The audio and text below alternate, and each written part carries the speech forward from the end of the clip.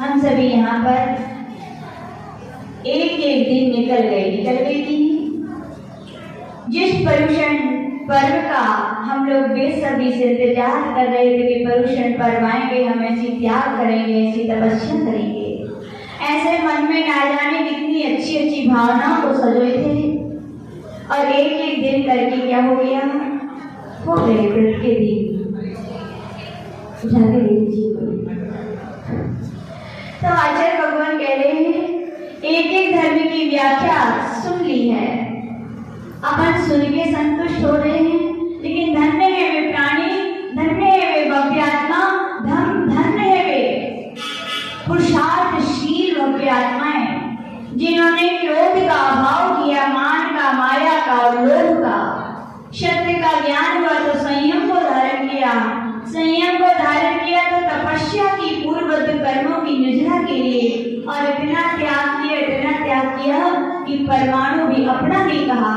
और जब परमाणु भी अपना नहीं कहा तो आचार्य भगवान कह रहे हैं तीन लोक की संपदा से भी ऊंचा उन्हें उत्तम आकिंचन धर्म की सिद्धि हो गई।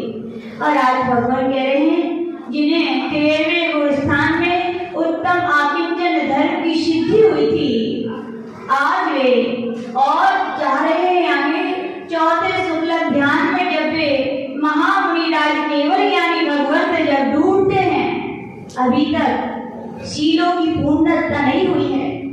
14वें स्थान में जब प्रवेश करते तो कहा गया 18,000 शीलों की पूर्णता होती, अब उनके पूर्ण चारित्र कहा गया। किनके कहा गया पूर्ण चारित्र? जब 18,000 शीलों की पूर्णता 14वें स्थान में होती है। धन्य है प्राणी जो 4थे स्थान में पहुंच गए। अब तो देरी नहीं लगी है, जितने देर में आ ई उ रिली और लिली केवल आप बोलते हैं उतना समय लगता है भव्य आत्माएं अपनी सिद्धत अवस्था को प्राप्त कर लेती हैं। और ऐसा उत्तम ब्रह्मचर्य धर्म है, इसका नाम है क्या? धर्म। क्या कहलाता है ये धर्म है, आत्मा का स्वभाव है। और जिसने धर्म को अंगीकार किया है उनने अपने शुद्ध स्वभाव की सिद्धि की है। उस शुद्ध स्वभाव की सिद्धि का नाम क्या है? उत्तम ब्रह्मचर्य धर्म। ब्रह्मचर्य यानी क्या? ब्रह्मणे चरति इति ब्रह्मणे चरति इति ब्रह्मचर्य। ब्रह्मचर्य धर्म क्या? ब्रह्मणे यानी आत्मा में चरण करे तो क्या है? वो ब्रह्मचर्य धर्म है। हम व्याख्याएं सुनते हैं, बोले गृहस्थ है तो बोले एक पत्नी का व्रत है, बोले ब्रह्मचर्य व्रत ले लिया, व्रत है, लेकिन धर्म है क्या? धर्म नहीं है। महापिता को भी धारण कर लिया तो स्त्री मार्ग का नवकोटि से त्याग किया है, अभी व्रत धारण किया है, क्या धर्म आया? क्या अभी नहीं आया। आचार्य भगवान कहते हैं कि व्रत सीढ़ियां हैं और धर्म मंजिल है। कई बार बात करी है ना, क्या है? व्रत सीढ़ियां हैं और धर्म उसकी मंजिल है।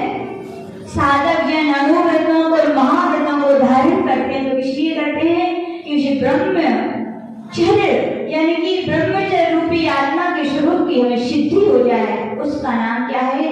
ब्रह्मचर्य धर्म है। स्वभाव की ओर जो ले जाए उसका नाम तो व्रत है, और जो स्वभाव की सिद्धि करा दे उसका नाम क्या है? ब्रह्मचर्य धर्म कहा। 18,000 शीलों की पूर्णता हुई है। शील यानी क्या? शील यानी क्या? पोरसा से भैया जी है। शील यानी क्या? शील यानी आज पहले के जमाने में मेडिकल की दवाई किसकी है? अंजुल भैया, दवाई की दुकान है, लिक्विड सामान बिकता है कि नहीं? बिकता है। कब तक उसकी कीमत होती है? किसी को आपने एक मतलब कुछ दिया, पीने वाला टॉनिक दिया, वो घर ले गया और वो वापस करने आया और उसका ढक्कन उसने खोल दिया है, तो आप वापस करोगे क्या? और ढक्कन नहीं खोला है तो वापस कर लोगे। यानी कि ढक्कन लगा है तो कीमत है कि वापस हो रही है, ढक्कन खुल गया यानी कीमत समान। शील अपन कहते हैं सील पैक लाना, क्या बोलते हो आप? कि यदि दवाई वापस करनी तो कैसी लाना?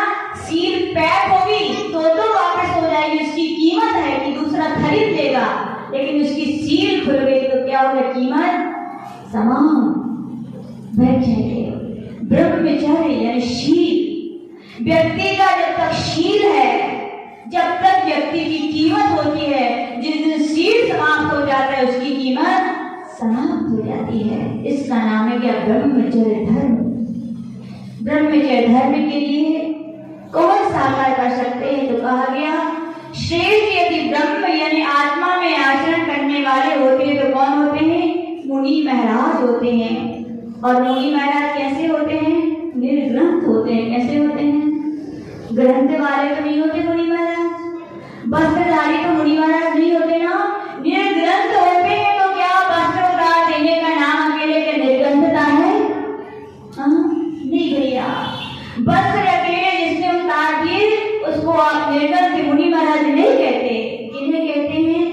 जिन्होंने वासनाओं को जीत लिया है, जिन्होंने लोक लाज को जीता है, और फिर जिन्होंने कपड़े उतारे हैं उनके लिए हम श्रद्धा से क्या करते हैं?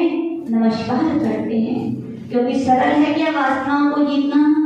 व्यक्ति वस्त्र क्यों पहनता है? तन ढकने के लिए नहीं, गलत। आचार्य कहते हैं तन ढकने के लिए वस्त्र नहीं, वासनाओं को ढकने के लिए वस्त्र पहने जाते हैं। लाज, बच्चे छोटे छोटे होते हैं, उनका धीरे से कोई पैंट खींचे तो क्या? पहले एक समय था कि आचार्य जिनसे मेरा भद्र बाहु जैसे मुनि महाराज रहे, छोटी सी उम्र जब गृहस्थ अवस्था में थे, कभी वस्त्र नहीं पहने। और आज के बच्चों का जी थोड़ा सा खिसका दो तो या तो रोने लगेंगे, छिप जाएंगे या भाग जाएंगे। क्यों? वासना ही नहीं है। क्या है उनके अंदर? लाज है। क्या है? लोक लाज है, शर्म लगती है। तो याद रखना, जिसके अंदर लाज है, जिसके अंदर वासनाएं हैं, कपड़े उतार सकते हैं क्या? वो नहीं उतार उतार सकते। लोग कहते जरूर है कि हाँ बहुत सरल है ये, एक बार कुछ बच्चे या तो बैठे तो शांत बैठे, नहीं तो पीछे जाएं।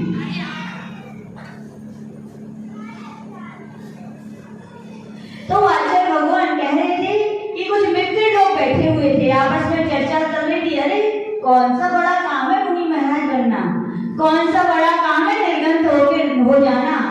तो एक मित्र बोला अच्छा बहुत सरल, बोले हाँ बहुत सरल है। तो उसने कहा ठीक है एक काम करो, मैं तुम्हारे लिए मुंह मांगा धन दूंगा। बोले क्या दूंगा? मुंह मांगा धन दूंगा, तो यहाँ कपड़े उतारो, जाके मार्केट में घूम के आ जाओ। आ सकते हो क्या भैया? नहीं आ सकते। क्यों?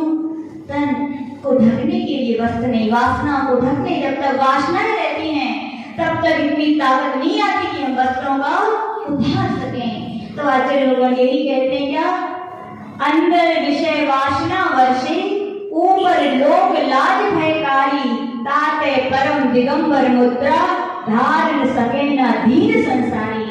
हर व्यक्ति दीन है जो धार नहीं कर पा रहे हैं, और वीर होते हैं जो दिगंबर वेश को क्या कर लेते हैं, धारण कर लेते हैं। तो आचार्य भगवान कह रहे हैं कि ब्रह्मचर्य व्रत यानी खाली स्त्री का त्याग करना नहीं। स्त्री का त्याग तो बहुत सारे लोग कर देते हैं, हो जाता है। अब जिसकी श्रीमती जी नहीं है तो वो लोग त्याग कर रहे हैं, हम तब क्या त्याग कर रहे हैं? तब त्याग करो। तो आपका त्याग क्या है कि आपने वासना को जीता है।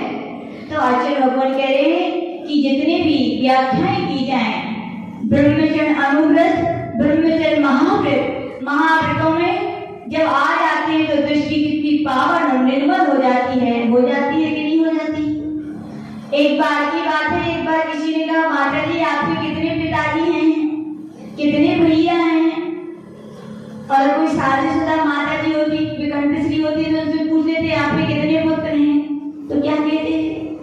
हम तो कहते भैया मैं जब जब इन नजरों से अपने बराबरी वालों को देखती हूँ तो हर मुझे एक भाई दिखाई देता है, जब जब छोटी उम्र वालों को देखती हूँ तो हर एक पुत्र दिखाई देता है, और जब जब मैं अपने से बड़ी उम्र वालों को देखती हूँ तो मुझे हर एक पिता दिखाई देता है।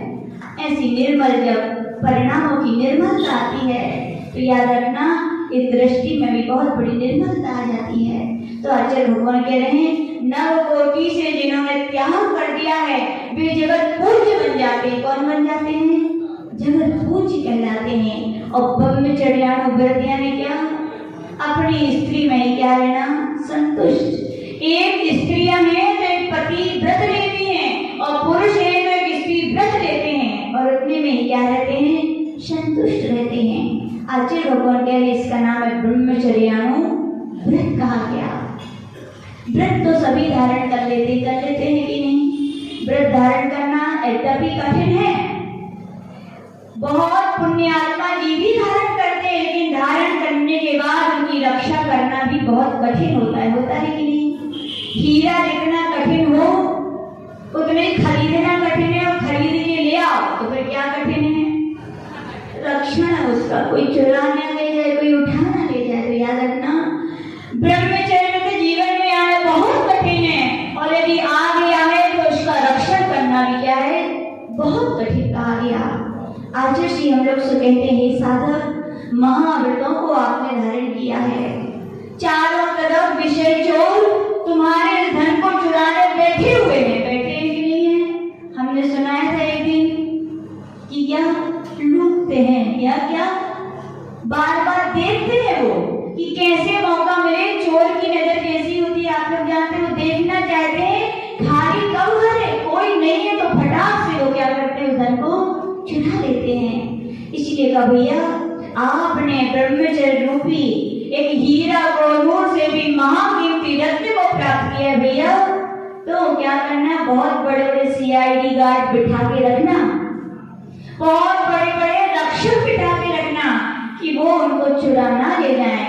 तो इसके लिए कहा गया साधक कौन है वे रक्षक, कौन है वे CID गार्ड? तो पूज्य गुरुदेव ने बताया था उत्तम ब्रह्मचर्य जीवन में आए तो उसकी रक्षण के लिए यदि है तो ब्रह्मचर्य की 5 भावनाएं हैं। कौन सी भावनाएं? 5 भावनाएं जो भाते हैं, भाते नहीं और भाते भाते चरितार्थ भी करते हैं जीवन के ब्रह्मचर्य के रत्न को संसार के कितने से बड़े भी चोर हो, ताकत नहीं है कि उनको वो चुरा सके। पहली भावना क्या कही आचार्य उमा स्वामी महाराज 7वें अध्याय में कह रहे हैं, क्या कह रहे हैं? स्त्री राग कथा श्रवण त्याग। हे संत, स्त्रियों के राग वर्धक कथाओं को सुनना छोड़ दीजिए। और आज का माता जी तो क्या, पुरुष संबंधी राग वर्धक कथाओं को सुनना छोड़ दीजिए। क्यों छोड़ रहे हैं? जब आचार्य कंट्रोल करते हैं बड़ा खराब लगता है कि माता जी पुरुषों से ज्यादा बातें ना करें, ज्यादा उनकी कथाएं ना करें, ज्यादा उनसे बातें ना करें। बड़ा खराब लगता है, क्यों कंट्रोल किया जा रहा है? महाराज होते तो कहा जाता है महिलाओं से ज्यादा संपर्क ना करें, उनसे बातें ना करें, उनकी कथाएं ना सुने। बड़ा खराब लगता है। खराब नहीं भैया जी, आपका वो रत्न है ना, वो कोई चुरा ना ले जाए, इसलिए वो कहा गया। क्यों कहा गया? तो आपने परम पुराण में पढ़ा होगा, अंजना की शादी पगडंडी जैसे तय हो गई थी। हुई थी क्या? अभी क्या हुई थी? केवल तय हुई थी, शादी नहीं हुई थी। शादी तय हो जाए मनीष भैया तो कैसा लगते हैं? पहले का समय था कि देखने ही नहीं मिलती, तो आज तो समय होगा। सुमन जी आप तो देख ही रहे थे, लेकिन पहले से जानते ही सुना रहे थे, बोले हम तो चले गए थे साइकिल पे। जब शादी पक्की हो जाती है तो बेशर्मी रहती लोगों को एक बार क्या देख तो लेते कैसी हैं। अच्छा था पहले का समय भैया, आज का समय तो बड़ा विचित्र हो रहा है। पहले के समय की परंपराएं थी, पक्की कहलाते थे, तो पवनेन्द्र की शादी पक्की हो गई थी। अंजना को हमने नहीं देखा था, लेकिन 3 दिन ही शेष थे शादी के। कितने दिन थे? फिर भी थोड़ी इंतजार ही नहीं कर पाए। अपने मित्र से बोले चलो चलते हैं, और चले गए। कहाँ चले गए? जहाँ अंजना अपनी सखियों के साथ विनोद कर रही थी। उसकी मिश्रकेशी नाम की सखी जो कुटिल भावों से पूरी थी, वो मिश्रकेशी, बहुत सारे राजाओं के प्रस्ताव आए थे अंजना के लिए, एक का नहीं आया था। तो मिश्रकेशी कह रही थी, हे अंजना, तुम्हारी किस पगडंडी से शादी हो रही है? अमुक राजकुमार तो बहुत सुंदर है, बहुत वैभवशाली है, ऐसा है वैसा है। और अंजना क्या कर रही थी? उन बातों को बड़े राग भावों से केवल सुन रही थी। क्या?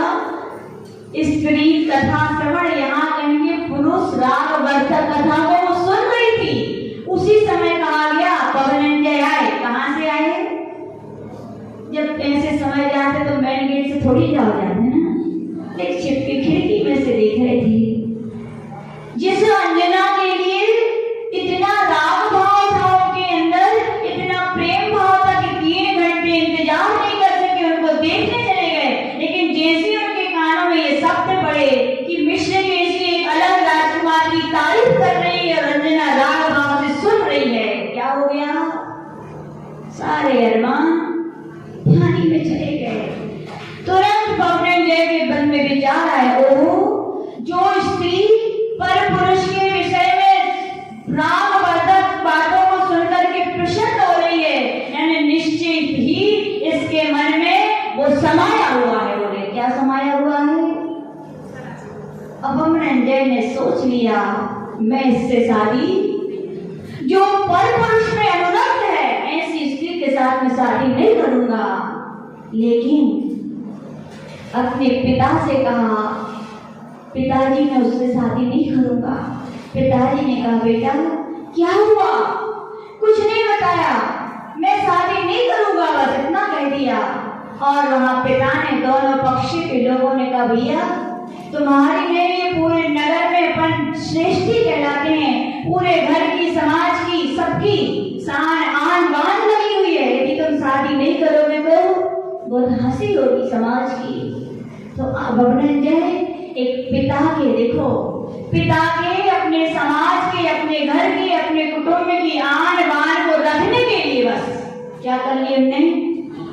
और आप होते तो ऐसी है और वैसी है, पढ़ी लिखी नहीं है और जो नहीं है और वो नहीं है। वाह वाह, पवन ने शादी कर ली, शादी तो कर ली, लेकिन क्या हुआ? एक दिन नहीं, 2 दिन नहीं, 22 वर्ष निकल गए। उसने कभी उसको प्रेम से देखा क्या? क्यों नहीं देखा? केवल इतने के कारण, कितने के कारण?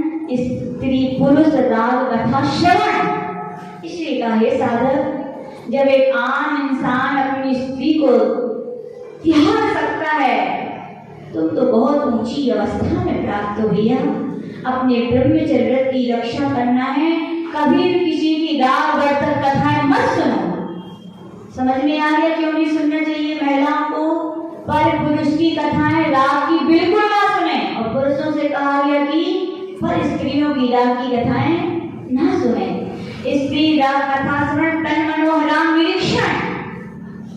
बहरों सुनो तो महिलाओं को सामान्य दृष्टि से देखें, राग भरी दृष्टि से ना देखें। और महिलाएं हो तो पुरुषों के लिए सामान्य दृष्टि से देखें, राग भरी दृष्टि से ना देखें। देखना क्या बुरा है? देखना बुरा नहीं है, आंखें इसीलिए दी है भगवान ने कि देखो। लेकिन सामान्य दृष्टि से आज विज्ञान ने भी कह दिया, एक बार नजर जाना सामान्य दृष्टि होती है, दोबारा जाना यानी कि कुछ न कुछ काम है, और बार बार नजर जाना यानी कि आपके अंदर विकार है। क्या कहा गया? शास्त्री कहता है कोई पुरुष कोई स्त्री को यदि कुछ सेकंड यदि देखता है लगातार एक टक से, नियम से उनके परिणाम में विकृति आती है। कोई स्त्री पुरुष को देखती है तो कहा गया नियम से उसके अंदर क्या आती है? विकृति आती है। इसका भैया उनके शरीर को मत देखिए। संत भी तो देखते हैं कि नहीं? अब थोड़ी आंखें बंद कर लेंगे, पुरुष लोग आएंगे तो और महिलाएं आए तो क्या आंखें बंद कर लेंगे? क्या नहीं, आंखें बंद नहीं करते भैया, और विकारों के गेट को बंद करते हैं। इसको करते हैं इतनी निर्मल और पावन दृष्टि बनाते हैं। कहा गया, क्या कहा गया? अस्ति चिदस पुरुषात्मा। जब देखते हैं उन संतों की नजरों में नजर ही नहीं आता कि ये स्त्री है ये पुरुष है, वे तो देखते हैं सारी भव्य आत्माएं दिखती हैं। उनके लिए क्या दिखती हैं? आत्मा न स्त्री है, न आत्मा पुरुष है, न पुरुष है। आत्मा तो क्या है? आत्मा है। हमने सुनाया था गुरु नाम गुरुदेव आचार्य विमल सागर जी महाराज के संग में जब पूज्य गुरुदेव मुनि अवस्था में थे, नई नई दीक्षा हुई थी, तो जब सब हाथ करके आते हैं तो हमने बताया था हमारे यहाँ पूछा जाता है हाथ कैसे हुए। तो पूज्य गुरु नाम गुरुदेव आचार्य विमल सागर जी महाराज जी के संग में शारदावती माता जी थी, वो हार करके आई। तो आचार्य गुरु नाम विमल सागर जी महाराज जी ने पूछा, क्या पूछा? बेटा हार कैसा हुआ? क्या पूछा? बेटा हार कैसा हुआ? कुछ भी वो कहते थे तो क्या बोलते थे माता जी से? हर बात में बेटा ये कैसा है, बेटा ये कैसा है। तो आचार्य जी सुनाते ही अपने अनुभव। बोले जब मैं सुनता था तो मुझे बड़ा अचंभा लगता था। बोले गुरुदेव महाराजों से बेटा कहे तो ठीक है एक बात, और माता जी से बेटी कहे तो भी ठीक है, लेकिन ये माता जी से भी बेटा क्यों कहते हैं? बोले बेटी क्यों नहीं कहते? बोले तो आचार्य जी सुनाते हैं, बोले मैंने एक दिन देखा कि गुरुदेव बड़े प्रसन्न मुद्रा में बैठे। कैसे बैठे हैं? हर प्रश्न को हर समय नहीं पूछना चाहिए। वे मूर्ख लोग कहलाते। कौन कहलाते हैं? जो समय का स्थान का जानकारी लिए बिना बस पहुंच जाते हैं और तरुआ से जीभ लई और पटक देती। याद रखना तुम्हारे ऊपर आपत्तियां विपत्ति पट ही जाएंगी। फिर कहते हैं कि डांट पड़ जाती है। हमारे आचार्य जी हमेशा बोलते हैं जब गुरुजन प्रसन्न बैठे हों तब जाके आप कुछ भी पूछ लो उनसे। क्या पूछ लो? कुछ भी। और जब अध्ययन कर रहे हो, किसी से बातचीत कर रहे हो, दो बड़े लोग बात कर रहे हो, बीच में जाए तो कौन कहलाते हैं? कौन कहलाते? एक बार आज किसी बहुत सारे अनुभव सुनाते। एक बार आचार्य धर्म सागर जी महाराज किसी विद्वान से चर्चा कर रहे थे, तो उनके संग नहीं बता रहे कौन थे, गए बीच में और पंडित जी से बोलने लगे। तो मालूम पंडित जी से क्या कहा? आचार्य महाराज से धर्म सागर बोले गुरुदेव दो यदि लोग बात कर रहे हो, तीसरा बोले तो कौन कहलाता है, तो बे बोल पड़े मूर्ख कहलाता है। बोले कौन बोल पड़े, जो बोल रहे थे बे पट्टे से बोल पड़े, क्या मूर्ख कहलाता है, मूर्ख। याद रखना, हर समय हर किसी से हर प्रश्न मर्यादाएं होती है। कहावत है ना, हर ढोल को एक लाठी से डंडा से हाँका जाता है, क्या अलग अलग है। हर समय हर प्रश्न नहीं पूछ जाता, पहुंच गए और फिर कहना पड़ता है जाइए अभी, या चुप रहिए, या बैठ जाइए, फिर क्या लगता है, खराब लगता है। तो आज जी बताते हैं कि जब गुरुनाम गुरुदेव आते बड़े प्रसन्न मुद्रा में बैठे थे, तो मैं पहुंच गया गुरुदेव से पूछा, गुरुदेव एक जिज्ञासा है। बोले क्या है, बोले आप संग में माता जी है, महाराज जी हैं, आप बादशाह के धनी, सबसे महाराज से बेटा कहते हैं, ये तो ठीक है, लेकिन ये माता जी से आप बेटा क्यों कहते हैं, बेटी कहा करिए आप। तो आचार्य जी बोले, बोले बेटा जो मोक्ष पर चले, जो मोक्ष का पुरुषार्थ करे, वो स्त्री हो ही नहीं सकती, और पुरुष के लक्षण आए तभी उतना बड़ा उसने कदम उठाया। बोले आज जरूर स्त्री पर्याय है, लेकिन कुछ स्त्री साधना करेंगे, स्त्री पर्याय को छेद करेंगी, पुरुष बनने वाली है, पुरुष के लक्षण आए हैं, इसीलिए उन्होंने इतना बड़ा कदम क्या है, पुरुषार्थ कौन कर सकता है, पुरुष ही कर सकता है, स्त्रियां पुरुषार्थ नहीं कर सकती। तन से स्त्री हो कोई बात नहीं, लेकिन मन से स्त्री नहीं होना चाहिए। मन से स्त्री यानी क्या, तिरछी निगाहों से देखना, राग भरी दृष्टि से देखना, मर्यादाओं का नहीं ध्यान रखना, ये सब स्त्रीत्व के खराब लक्षण कहे जाते हैं। ये जिनमें होते हैं वे पुरुष भी हो सकते हैं, याद रखना। जैसे बोलते हैं वे पुरुष होकर के भी क्या है, स्त्री है, और स्त्री होकर के भी जो मोक्ष का जो विकारी भावों को त्याग करके जो मोक्ष का पुरुषार्थ करे, बोले वो क्या है, पुरुष है। इसलिए बोले मैं माता जी से क्या कहता हूँ, बेटा कहता हूँ। तो हमने अपने आचार्य से नियम किया, आचार्य कभी हम लोग से भी कह दिया करो बेटा।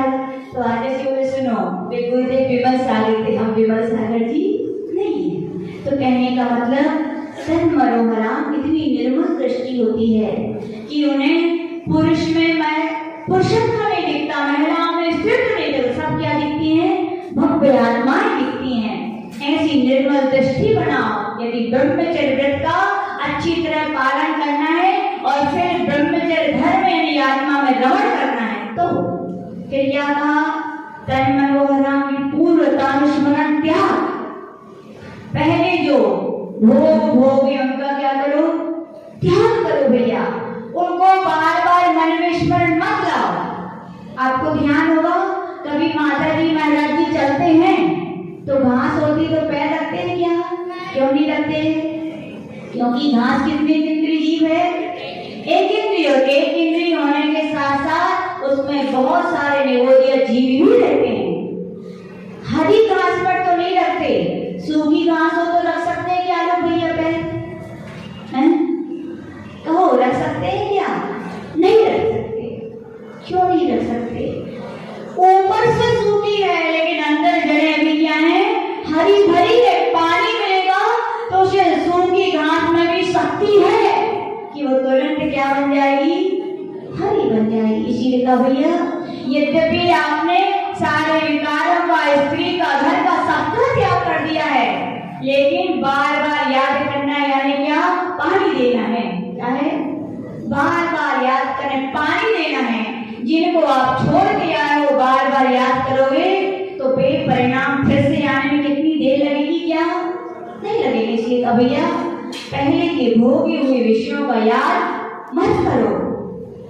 पुष्पडाल की कहानी सुनी है मुनि महाराज की, यद्यपि उनके अंदर कोई विकार भाव नहीं था ऐसा, लेकिन अपनी स्त्री का ही वो क्या करते थे, कैसी होंगी वे, कोई उनको देख रहा होगा कि नहीं, कोई उनको पूछ रहा होगा कि नहीं, हम तो आगे दीक्षा ले ली, कितने वर्ष निकल गए, 12 वर्ष, क्या भाव की मुनि महाराज बन पाए, नहीं बन पाए।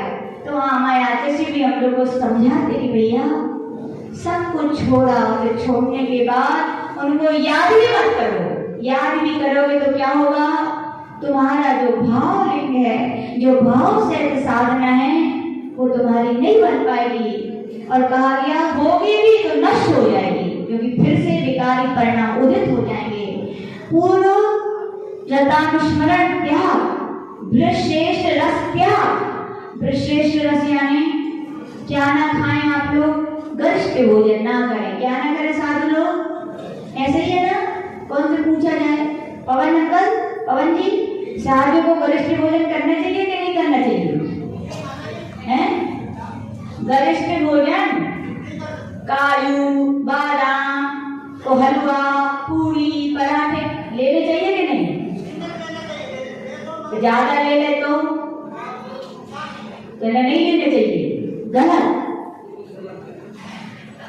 आपकी साधना यदि ऊंची है तो आप घूम लो, आपके लिए कोई मना नहीं है। आगे जी बताते गुना मुरले वाचन विमल सागर जी महाराज के गुरु कौन थे? कौन थे? आचार्य महावीर। सुना चुके ना उनकी बहुत सारी घटनाएं। केवल रिद्धियां सिद्धियां देखते उनके ऊपर प्रसन्न थे तो क्यों थे? उनकी ऐसी उत्कृष्ट साधना थी भैया।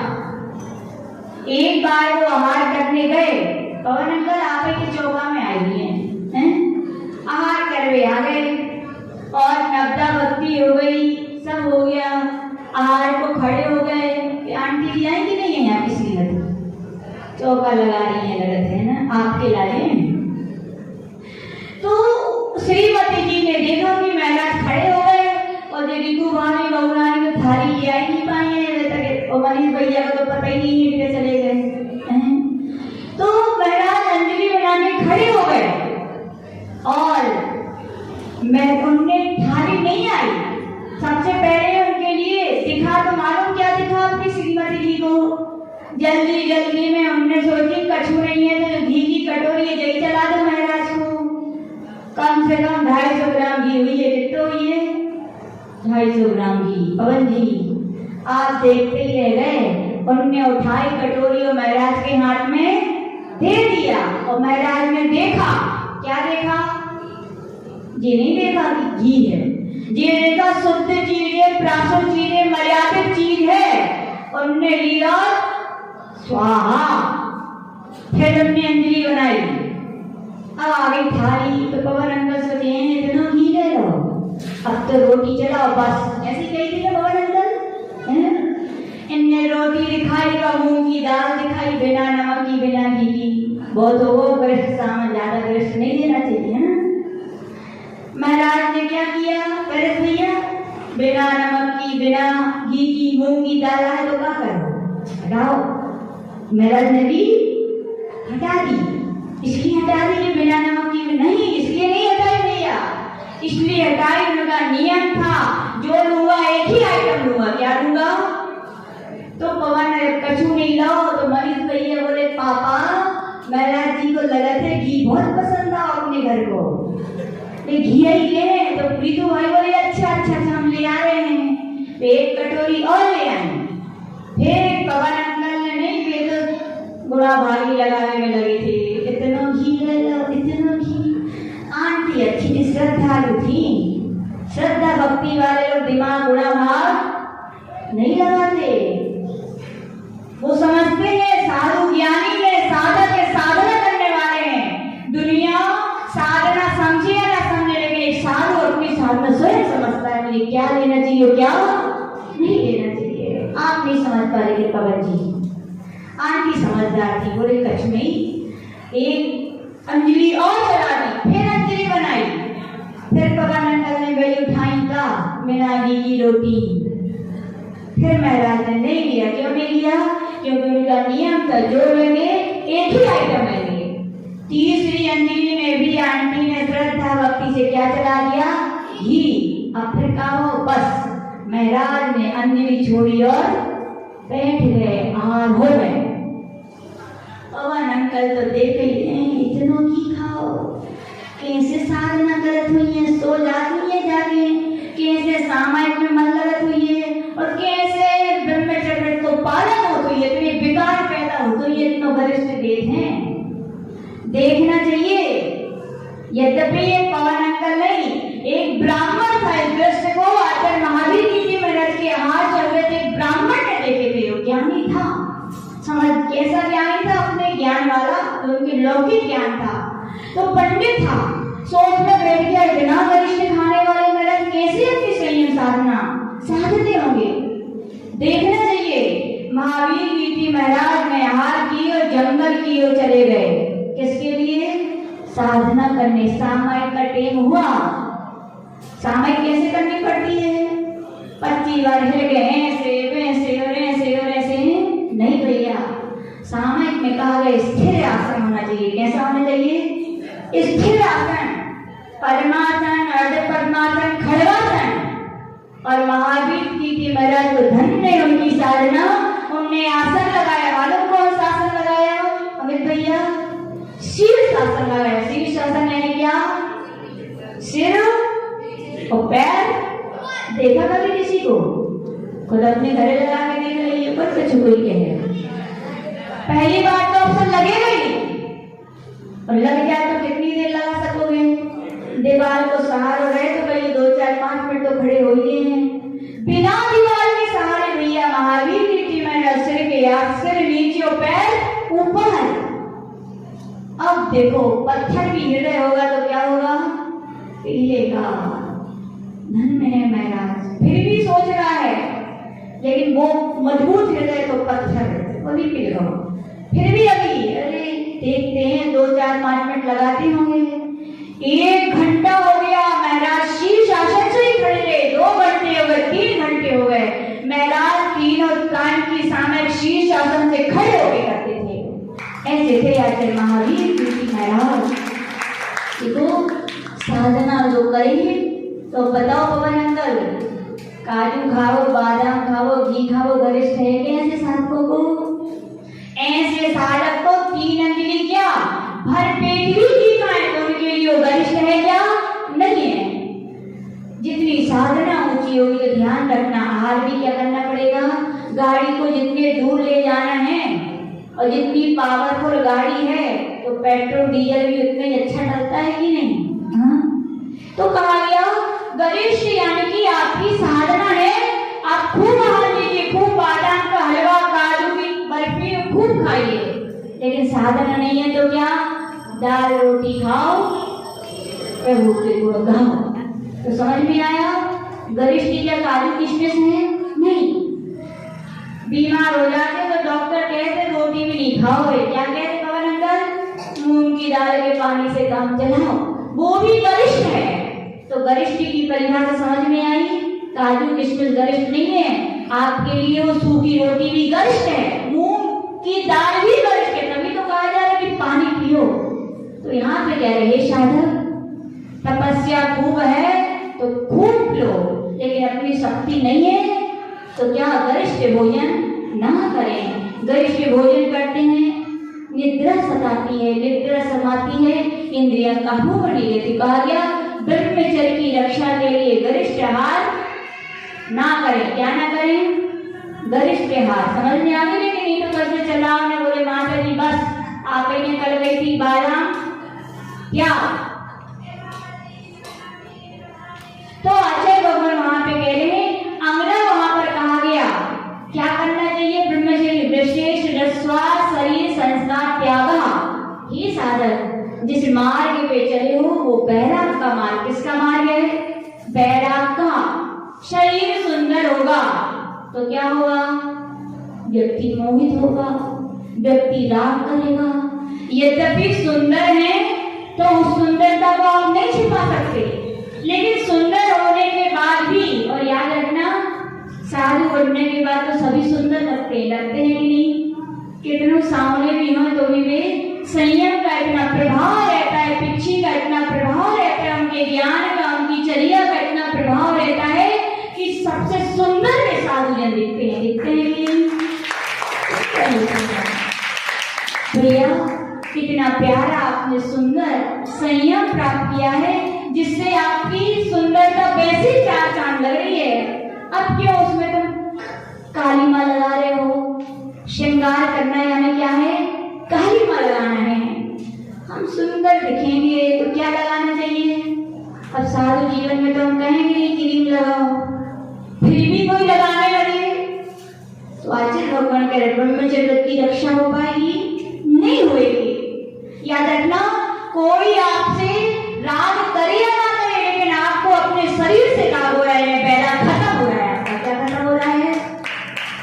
बैराग होता तो लगाते क्रीम, लगाते शैम्पू, लगाते पाउडर। बैराग नहीं है, यानी कि दूसरा मोहित हो जाए तो बहुत बड़ी विडंबना कही जाएगी। साधु जीवन में भी प्रभावित हो तो किससे हो? ज्ञान से, चर्या से प्रभावित हो। ऐसे प्रभावित हो कि उनका भी मन करने लगे अनु भैया कि हम भी अभिषेक करें, हम भी पूजन करें, हम भी आहार दें। ऐसा होना चाहिए बैराग की बैरागियों के बैराग को देखकर प्रभावित हो और आपके श्रृंगार, आपके दार वर्तक क्रियाओं को देखकर यदि कोई प्रसन्न हो रहा है तो नियम से वो गिरेगा तो गिरेगा, आप भी बिना गिरे नहीं रहोगे। सबसे पहले आप ही गिरेंगे, तभी आपने राग वर्धक वस्तुओं को क्या किया है? यूज किया है। बहुत सारी कहानियां आती है ऐसी कि जिन ने ऐसी की छलकपट की, माया साड़ी की, ऐसे साधक भी स्वर्ग मोक्ष नहीं के त्रियंग गति में जाना पड़ा। तो आज भगवान कह रहे हैं कि नहीं, तन किसके लिए मिला है? तप करने के लिए मिला है। किसके लिए मिला है? चारित्र करने, चर्या बनाने के लिए। पढ़ो, सीता जी ने साधना की तो ऐसी हो गई थी, पद्म पुराण में लिखा जैसे सूखी लकड़ी हो जाती है, पहचाने नहीं जाती थी ठूठ है कि नहीं है। और लोग इतना सा दाग होता था, अच्छा नहीं लग रहा है। आदित्य से कई लोग पूछने आते, आदित्य ये दाग हो गए हैं तो वो लगा सकते हैं? तो आदित्य बोलते काहे का ब्याह करने का? अब मोक्ष मार्ग से आगे क्या जरूरत है आपको ये सब लगाने की? किसको रिझाना है भैया? आत्मा को प्रभावित करो, अपने आत्मा के गुणों से, आत्मा के संस्कार से, ज्ञान से, चर्या से। दुनिया को प्रभावित नहीं करना है, पर उसको प्रभावित करना है निज को। तो कहा गया स्त्री यानी कि स्व शरीर संस्कार त्याग, शरीर से दाग नहीं, शरीर से क्या कर धारण करते हैं? बैराग धारण करते हैं। मुनिजन की ऐसा शरीर हो जाता है, ऐसे लगता है धूल हो जैसे, आंखें धस जाती हैं, शरीर में मैल जम जाता है। वे साधु साधु श्रेष्ठ हैं और दिन भर लगे हैं एड़ी जैसे, अच्छी नहीं लगती है, गंदी दिखती हैं। और तो उस संघ के लोग ऐसे गंदे दिखते हैं, इसलिए हम अच्छे से धोते हैं। आपने एक तो निंदा की, इतना बड़ा पाप, और दूसरा खुद अपने शरीर से राग कर रहे हो तो अपने व्रतों से गिर रहे हो भैया। खुद का राग है, तुम्हारा शरीर का मान सकते हैं, लेकिन किसी की चर्या को, वैराग को देखकर निंदा तो नहीं करनी चाहिए। लोग निंदा करते हैं, ऐसे गंदे दिख रहे थे उस संघ के लोग। सुने कि नहीं सुनी बातें? यहाँ पे अड़ोस पड़ोस की बातें हम लोग के कान में आई थी। उस संघ के लोग तो बड़े गंदे हैं और वहां अपने पास घिसने के सब सामान रखे, टब भर के पानी। साधु के लिए तो कहा ये साधु पानी भी यूज करो तो तेल की तरह यूज करो, तुम पैर धोने में पानी गिरा रहे हो। तो अच्छे भगवान करे नहीं, ना बैराग बचेगा, और जब बैराग नहीं तो कहाँ ब्रह्मचर्य व्रत, जब ब्रह्मचर्य व्रत नहीं तो कहाँ ब्रह्मचर्य धर्म की तो बात करते हो भैया। तो आज हम लोग को सिर्फ समझाते हैं ब्रह्मचर्य व्रत की रक्षा करना है, तो ये सबका क्या करो? ये रक्षा में ये सीआईडी गार्ड हैं, इनको खड़ा करे रहो अपने। ये रहेंगे तो दुनिया में किसी की ताकत नहीं है कि आपके व्रतों को कोई खंडित कर सके। अब भक्त कहेंगे भगवान अब हम थोड़ी मुनि महाराज हैं, हम तो क्या हैं? श्रावक हैं। हम श्रावकों के लिए बताइए क्या करें? तो भैया याद रखना, सीआईडी गार्ड ऐसा नहीं है कि बड़े ऑफिसर हैं तो दूसरे, छोटे ऑफिसर हैं तो दूसरे। ऐसा कहा गया क्या? सीआईडी तो सीआईडी है, वो चरितार्थ करते हैं तो आप भावनाएं तो पा सकते भैया कि हम भी अपने जीवन में ऐसे ही करेंगे। और किया कि नहीं किया? किया। किसने किया? विजया सेठ और विजय सेठ की एक कहानी आती है, बड़ी प्यारी कहानी लगती है, हमें तो सब सुनते हैं ना। एक माता के यहाँ पे दो मित्र थे पहले, दोनों मित्रों ने तय कर लिया है कि मेरे यहाँ बेटी होगी, क्या होगी? तो और तुम्हारे यहाँ बेटा होगा, तो क्या करेंगे? दोनों का विवाह कर देंगे। और नियोग भी ऐसे हुए कि यहाँ बेटी हुई, यहाँ बेटा हुआ। बच्चों को बचपन से धार्मिक संस्कार दिए, इसलिए वो सच्चे माता पिता हैं। और संस्कार देने के साथ साथ उस बेटी के लिए उनके माता पिता ने आयिका माता जी के पास भेज दिया। किसके बताओ बच्चों को माता जियों के पास, जिनको अच्छा बनाना है अपने बच्चों को। कई लोग तो बोलते क्यों आपके बच्चे क्यों नहीं आते? माता जी क्या बताएं, इतनी पढ़ाई हो गई है, इतना होमवर्क रहता है, बेचारे आ नहीं पाते, थक जाते तो सो जाते हैं।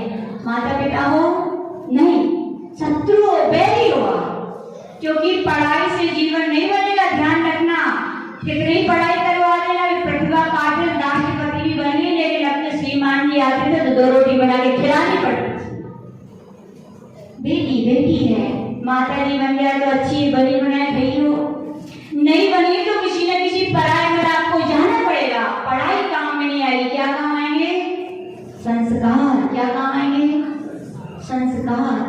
तो संस्कार देने के लिए माता जी के पास केवल याद रखना, साधु संत केवल शास्त्रों की बातें पढ़ाते हैं क्या? नहीं, जीवन के उत्थान के वो सूत्र देते हैं कि जैसे आप अपनी जायदाद रख लेते हो, पूंजी का काम करती है, वैसे साधुओं के द्वारा दिए गए संस्कार आपकी तो एक हो गई काम आती जब तक आँख खुली हो संपत्ति, लेकिन साधुओं के द्वारा संस्कार दिए भाव भाव में पूंजी का काम करते। क्या करते हैं वे?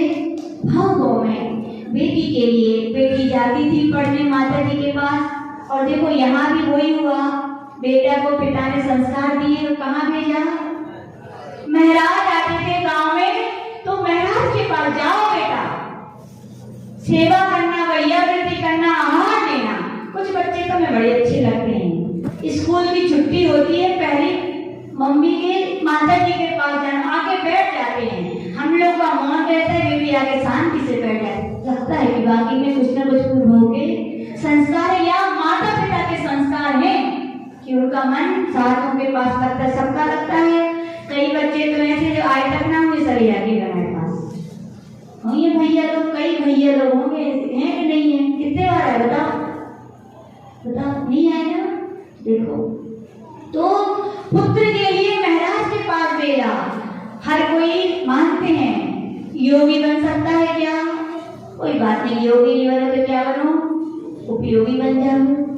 यहाँ दोनों युवा अवस्था को प्राप्त हुए और गुरु दक्षिणा के रूप में माता जी से उसने नियम ले लिया कि मैं यदि सारी होगी तो मैं कृष्ण पक्ष में ब्रह्मचर्य व्रत का पालन करूंगा, करूंगी। क्या नियम लिया? ताली बजा को काम में लोग आज। फिर वहां पुत्र ने भी महाराज से नियम ले लिया कि मैं शादी होगी तो शुक्ल पक्ष का ब्रह्मचर्य व्रत का नियम रखूंगा। देखो, शादी होने के बाद भी लोगों के भाव नहीं होते, कभी कभी लगता है। यहाँ देखो पुण्यात्मा जी, शादी नहीं हुई है, पहले से ही व्रतों से संयम का श्रृंगार कहलाता है। खाली जेवर पहनने से कोई सुंदर लगता है नहीं, ये संयम जिसके जीवन में आता है वो श्रृंगारवान कहलाता है। 15 दिन और शादी तो हो गई, इसकी हो गई। नियोग देखो, दोनों की शादी हो गई, और शादी होने के बाद समझ गए आप, लोग सास इंतजार कर रही हैं, नाती हो नता हो, दिन पे दिन बीत गए।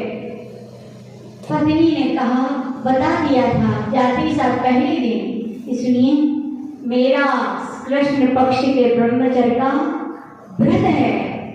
वो विजय तो सुनते ही रह गया। आप होते तो काम करते, हटा दूसरी शादी करो या नियम तोड़ो, ये कहते ना, लेकिन नहीं। विजय भी कितना धैर्यशाली पुण्यात्मा जी, उसने भी कहा, अच्छा तुम्हारा कृष्ण पक्ष का है? तो बोले मेरा शुक्ल पक्ष का है। दोनों ने कहा कोई बात नहीं। अशी धारा व्रत कहा गया? क्या कहा गया? तलवार पे क्या कोई चल सकता है क्या? कठिन है तलवार की धार पे चलना। ऐसे ब्रह्मचर्य व्रत को लेकर के पालन करना बहुत कठिन है। साधु जीवन में तो फिर भी सरल है, लेकिन गृहस्थ में रह करके, लेकिन पालन हुआ कि नहीं हुआ? हुआ। कई दिन निकल गए, वहां उनके माता पिता भी बातें करते, चर्चा करते, लेकिन दोनों ने बोल दिया कि अपन अपने व्रत को कभी किसी को बताएंगे नहीं, और जिस दिन व्रत ओपन हो जाएगा उस दिन घर छोड़ देंगे। दोनों क्या ले लेंगे? दीक्षा ले लेंगे। कभी उन दोनों ने अपने व्रत के बारे में नहीं बताया। लेकिन एक बार मानो उसी गांव में एक सेठ जी की नई बहू आई, नई नई थी, ज्यादा संस्कार नहीं थे, लेकिन सास अच्छी थी, सिखाती थी कि बेटा ऐसे नहीं ऐसे करो। वे सासू सासू है जो बहू को सिखाती हैं, और वे सासू अच्छी नहीं है जो थोड़ी सी गलती देखती है 4 लोगों को सुनाती हैं। अरे तुम्हारी बेटी तो तुमने कितना पढ़ा हो, और बहू भी तो बेटी है। सम्यक दृष्टि और मिथ्या दृष्टि सासें होती है। सम्यक दृष्टि सास वो है जो अपनी बहू को बेटी की तरह पाले, समझाए, संस्कार दे, और मिथ्या दृष्टि क्या है? वो जो अपनी बहू और बेटी में भेदभाव करे। बेटी तो कछु ना करे तो बेटी इतने काम करे तो दुबरी घड़ी आ रही, तो बहू दिन भर करे तो खा खा के कछु काम ही नहीं है। देखो लोगों की बातें, लेकिन वो अच्छी सास थी। उसने अपनी बहू के लिए समझाया, बेटा नहीं ऐसे नहीं ऐसे। पानी छानना सिखाया। क्या सिखाया अपनी बहू को? बेटा छन्ना से पानी छाना जाता है, छन्ना मोटा होना चाहिए, दुबरा होना चाहिए, बर्तन के मुख से 3 गुना बड़ा होना चाहिए, नया होना चाहिए, छेद नहीं होना चाहिए, फिर पानी छानना चाहिए। पानी छानने के बाद बिलछानी क्या करना चाहिए? या तो उस कुएं में डालना चाहिए, और कुएं में ना डालकर जो बर्तन में इकट्ठी करते रहना चाहिए, और फिर बाद में डालना चाहिए। एक दिन की बात है, उस बहू रानी से क्या, जिस बर्तन में बिलछानी का पानी इकट्ठा था वो गिर गया। ससुर जी बोले, बेटा बहुत बड़ा पाप हो गया तुमसे। क्या बोले? और अपन बताओ कितना अनछना पानी। बोले छने पानी का नहीं है। बोले हाँ। बोले कब कब? बोले पीते हैं तो छान लेते हैं, और नहाने में, बर्तन धोने में। बोले वो तो चलता है कि उसमें जीव नहीं होते क्या? उसमें जीवों की हिंसा नहीं होती क्या? नहीं भैया, होती है। देखिए एक बिलछानी गिर गई, ससुर जी बोल रहे, बेटा मेरे से बहुत बड़ा पाप है, चल ये प्रायश्चित दिलवाता हूँ। ये है ससुर की अच्छी बातों को समझाएं, और फिर समझाने के बाद कहें चलो बेटा इसका प्रायश्चित लिया। मुनि आचार्य महाराज से, उस गांव में आचार्य महाराज थे, उनके पास गए कि महाराज मेरी बहू रानी अनजान है, छोटी है, ये नहीं कछु दिमाग में नहीं है, संस्कार नहीं है, कौन घर से आ गई। नहीं, अब तो तुम्हारी हो गई ना, अब तो पढ़ाई की गई ना, अब तो किसके घर की है वो? आपके घर की है ना, तो किसकी हुई? आपकी हुई। बोले मेरी बहू रानी छोटी है, समझती नहीं है अभी महाराज, लेकिन बहुत बड़ा पाप हो गया इससे। बोले क्या हो गया? बिलछानी को पानी गिरो महाराज, कितना बड़ा पाप होगा। सोचिए, और अपन कभी बिलछानी डाल पाते हो कि नहीं? थैलियां बन गई, अब तो बिलछानी का काम ही नहीं है। याद रखना, थैलियों का छना पानी छना नहीं है, तो नहीं है, जीवों का रस है वो। जीव उसमें इकट्ठे होते जा रहे हो, मरते जा रहे हो, क्या पी रहे हो? कोई तो पी रहे हो। घरों में लगी हो तो निकाल के रख देना इन थैलियों को। पता है महाराज ने भी क्या कहा? क्या कहा? आप यही सोच रहे हो कि महाराज ने कहती हुई एक माला कर लो? नहीं, शास्त्रों में कहानी में लिखा हो, बोले महाराज ने कहा हाँ तुम्हारी बहू से बहुत बड़ा अपराध हुआ है। वो अपराध का मालूम क्या दंड है? 84,000 मुनि महाराजों को एक साथ आहार कराओ। क्या कराओ? कितने? एक को करावे मिलाजे रोज हैं, बेटे पड़ोसी के यहाँ लग जाए, बेटे कुड़ी के यहाँ लग जाए। सोचिए, सेठ जी ने तो कहा गुरुदेव आपकी कृपा से हमें योग्यता है, हमें क्षमता भावना भी है कि हम 84,000 मुनि महाराज एक साथ आहार करा सकते हैं। लेकिन कहाँ लूँ मैं 84,000 मुनि महाराजों को? कहाँ मिलेंगे? इसके बदले में कोई दूसरी, जैसे आप कहते हैं ना, ये कई लोग बोलते हैं हम दवाई त्याग नहीं कर सकते। बोले क्यों? उसमें ये मिला रहता है, तो दूसरी भी तो अवेलेबल भी दूसरी दवाइयाँ होती हैं जिसमें ना मिला हो, है ना? ऐसे ही सेठ जी ने कहा गुरुदेव मैं ये तभी करने में पीछे नहीं हटता हूँ प्रायश्चित, लेकिन मुश्किल है, नहीं है, नामुमकिन, मुश्किल है। दूसरा उपाय बताइए। दोनों ने मालूम क्या उपाय बताया? मुनि महाराज ने कहा एक ऐसे दंपत्ति को खोजिए जो साथ में रहते हैं लेकिन जिनका सेठ जी तो सुनती रही और पति पत्नी और अखंड ब्रह्मचर्य। मेरा से बोले ये कैसे हो गए, तो हो ही नहीं सकता, मेरा रेवरी क्या नहीं थे। बोले है और तुम्हारे गांव में ये पता लगा। बोले मेरे गांव में? बोले नहीं। बोले हमारे गांव में तो कोई नहीं है घर। बोले है। अब कौन बताए, तुमने पति पत्नी तो पहले ही नियम ले लिया था विजया और विजय ने कि अपन किसी को बताएंगे नहीं, किसी को नहीं पता था। तो बोले इसकी कैसे पहचान होगी? तो उन्होंने कहा अपने घर में रोज एक एक घर के दंपत्ति को बुलाना, इसलिए भोजन के लिए, इसलिए बुलाना और किसके नीचे बिठाना, याद रखना। चौका में जो चंदोबा लगवाए जाते हैं, तो ये मत समझना कि आगे से संघ की परंपरा है। आगम के पन्ना को कभी खोला करो। जिन संघों में नहीं चलते वो आगम के अनुसार नहीं है, लेकिन जिनमें लगते वो आगम के अनुसार कर देते हैं। आगम में लिखा है 7 स्थानों पर चंदोबा होने चाहिए। महाराज आहार करें नहीं, सीधा लिखा है चाहे महाराज आहार करें चाहे श्रावक आहार करें, जहाँ आहार बनता है और जहाँ आहार करते हैं वहाँ चंदोबा होना चाहिए। तो महाराज ने कहा कि चंदोबा लगाना कलर वाला लगाना, कैसा लगाना, और रोज एक एक दंपत्ति को भोजन उसके नीचे करके बिठाना। और जिस दिन तुम्हारा लाल पीला नीला चंदोबा सफेद हो जाए उसी दिन समझना ना कि दंपत्ति क्या है, अखंड ब्रह्मचर्य के धारी है। एक एक दिन बीतते गए, सेठ जी ने किसी को नहीं बताया, एक एक दंपत्ति को बुलाया और क्या हुआ, एक दिन किसका नंबर आया, उनको थोड़ी पता था क्या होने वाला है। आ गए और बैठ गए, भोजन किया और करते करते यहाँ भोजन कर रहे थे। सेठ जी तो कहाँ दिख रहे थे, ये तो जो दिख रहे थे चंदोबा सफेद हो जाए, और देखते देखते चंदोबा सफेद हो गया।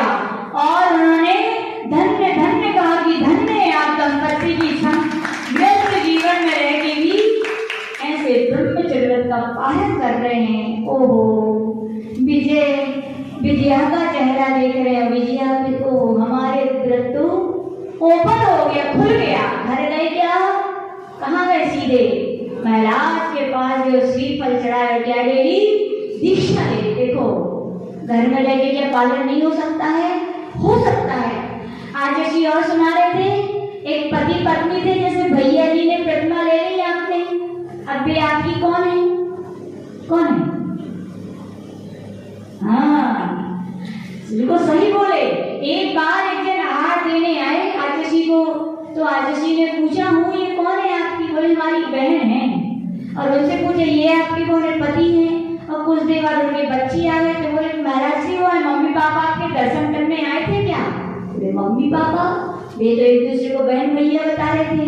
बोले बुलाओ, ऐसा कहना चाहिए क्या? तो बुलाया। बोले आपने ऐसा क्यों कहा?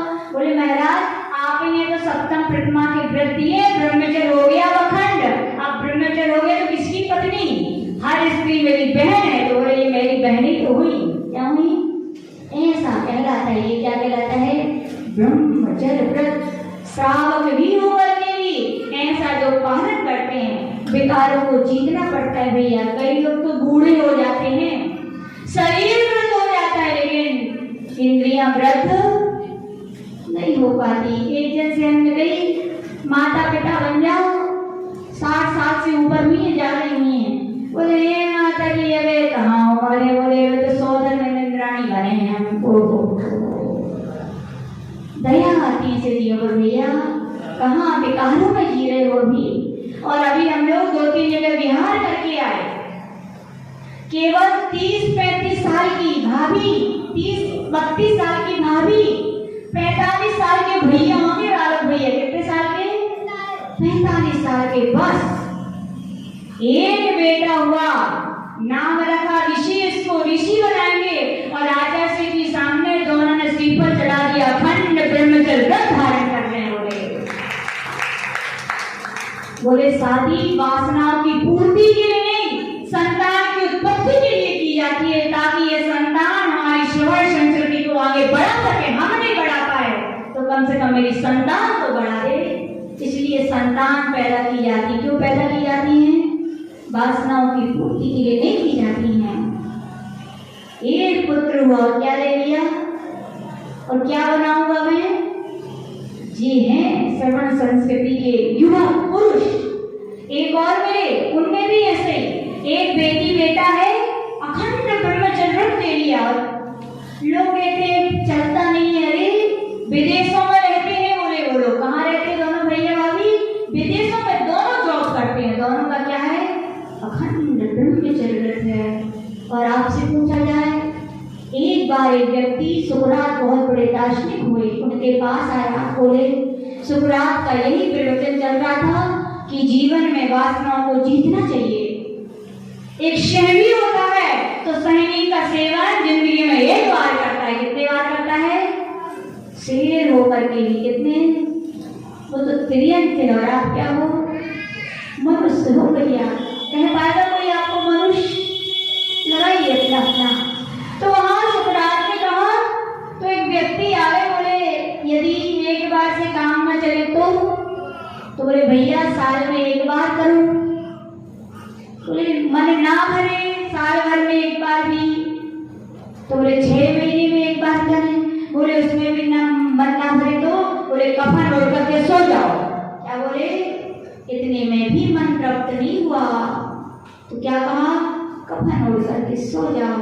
ये शरीर की शक्ति का दुरुपयोग मत करो भैया, पुरुष पर्याय नहीं है, सदुपयोग करो, योग साधना में लगा दो शक्ति के लिए, तो तुम एक दिन वो आएगा कि तुम्हारी आत्मा परमात्मा बन जाएगी। योग की यात्रा करने के लिए पुरुषत्व मिला है, भोगों को भोगने के लिए नहीं मिला है। लेकिन अपन अपनी शक्ति को यूं ही वासनाओं में बर्बाद कर देते हैं लोग।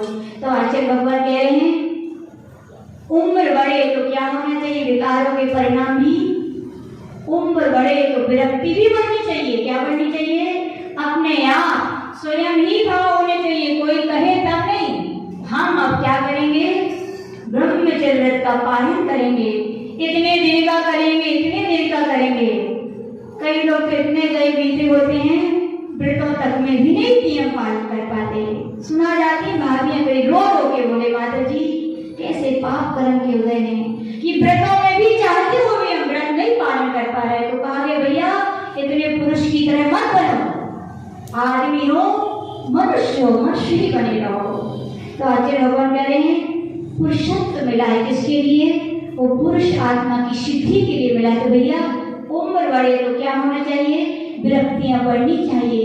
लोग बोलते बूढ़े हो जाते वासनाएं कम हो जाती है, क्या कोई जरूरी है? क्या कोई जरूरी नहीं है। तो आचार्य भगवान कह रहे हैं वासनाओं को जीतने का इनाम क्या है? ब्रह्मचर्य है। किसका नाम है? शादियां जो की जाती हैं,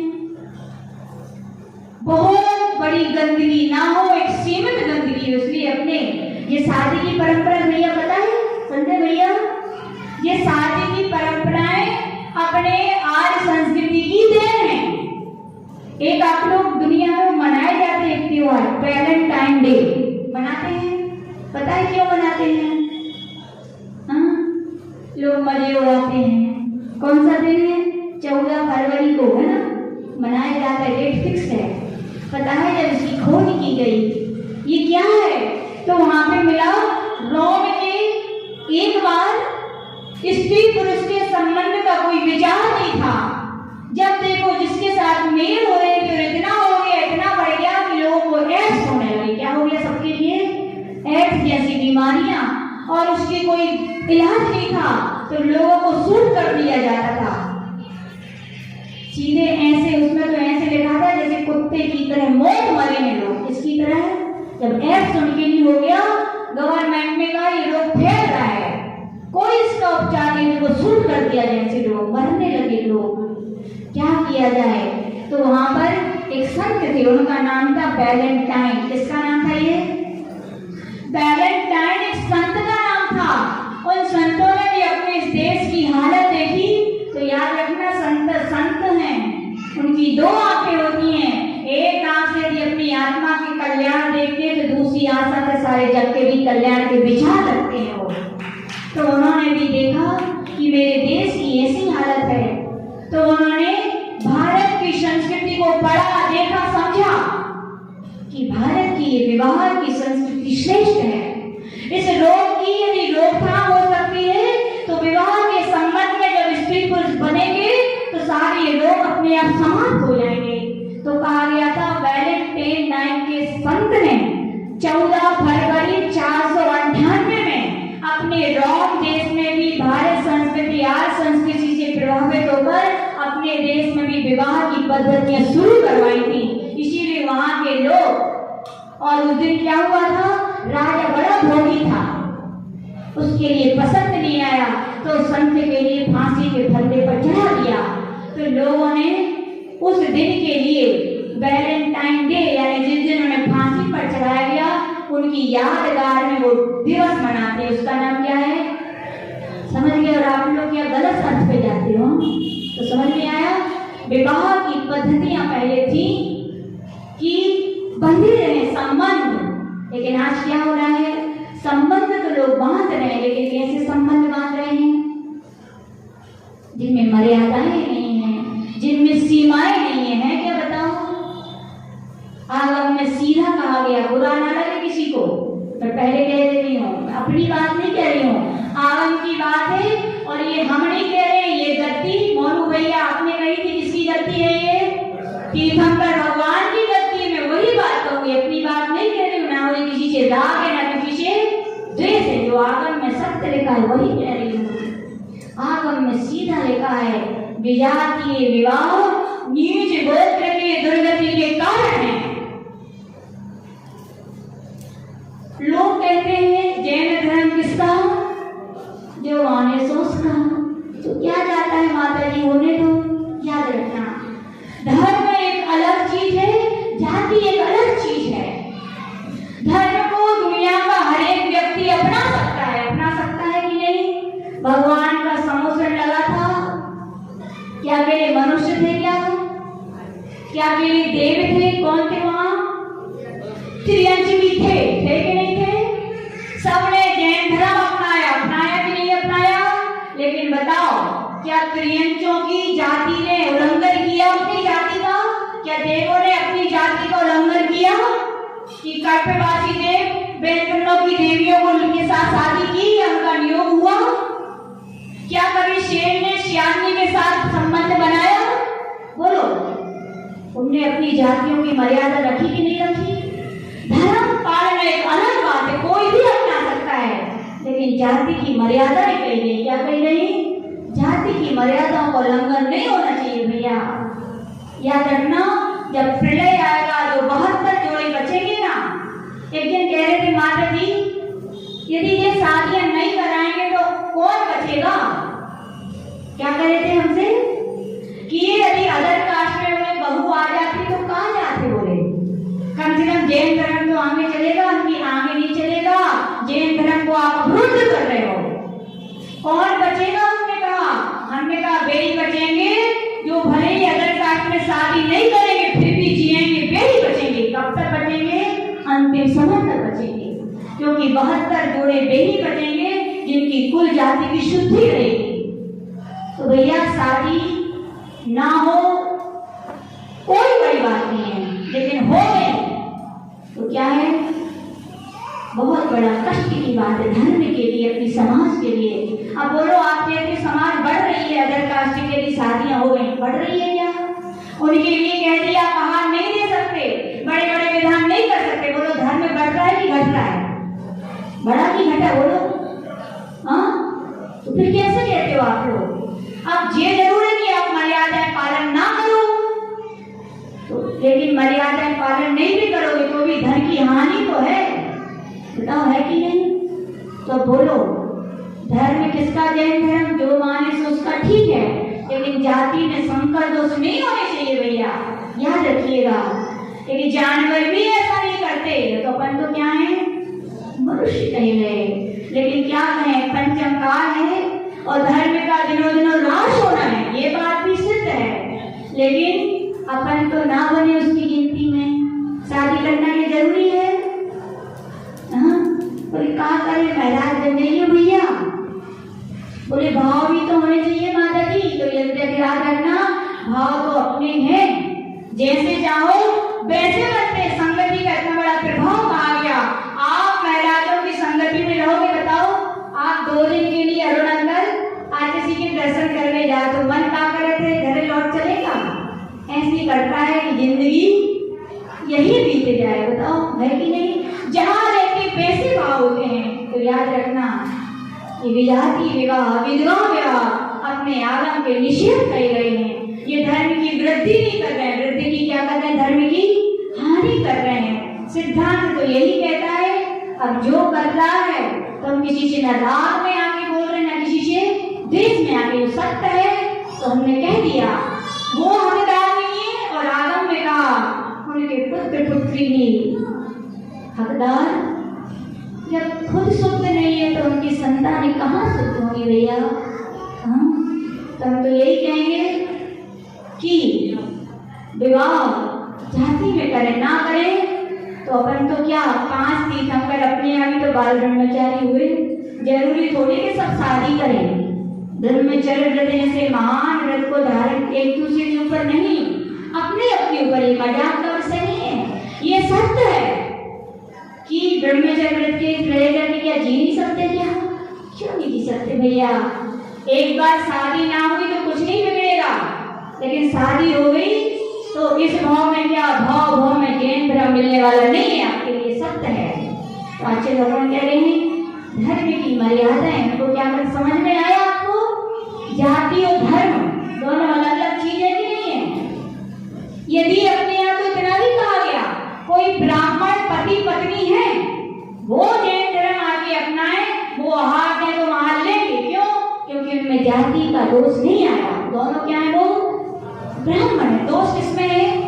एक दूसरी जाति का है, दूसरी जाति का है, वो गड़बड़ है, वो मत कीजिए भैया।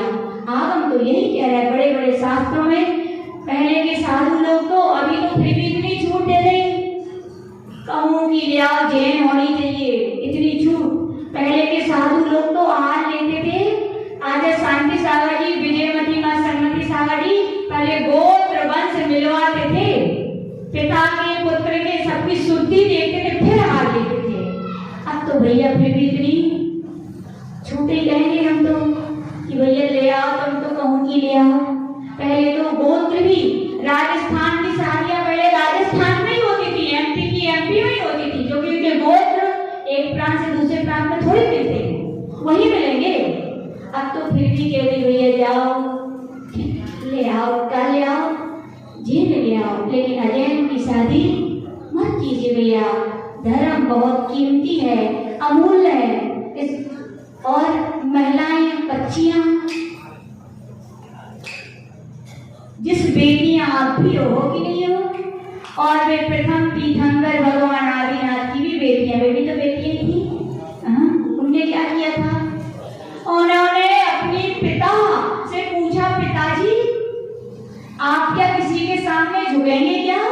बोले हाँ बेटा, वैसे तो मैं तीर्थंकर हूँ, किसी के सामने झुकना जरूरी नहीं है, लेकिन जब तेरी शादी होगी तो तेरा जो पति होगा वो व्यवहारिकता के नाते मुझे उसके सामने झुकना पड़ेगा। तो देखो वे वीर बेटियां, वे समझदार, वे संस्कारवान बेटियां बोले मेरे कारण मेरे पिता की आन बान शान में कमियां है तो झुकना पड़े। बोले मैं ऐसी शादी नहीं करूंगी, मैं अखंड ब्रह्मचर्य रखूंगी। ये होती है बेटियां। और आज की बेटियां क्या कर रही हैं? ना माता की, ना पिता की, ना घर की, ना समाज की, ना धर्म की कोई मर्यादा नहीं। वो घर का प्रेम वासनाओं में बेच रहे हैं। बेच रहे हो कि नहीं? बताओ माता पिता ने क्या कमी रखते हैं तुम्हारे लिए? कमी रखते हैं या कुछ? क्या नहीं खिलाते, क्या नहीं पिलाते, खुद भूखे रहते हैं, तुम्हारे लिए हर अच्छी से अच्छी चीज देते हैं। और जब उनका नंबर आया तो तुमने आंसुओं के घूंट दिए पीने के लिए। और किसके साथ भगी? ओहो, ऐसी कहानियां सुनने मिलती हैं।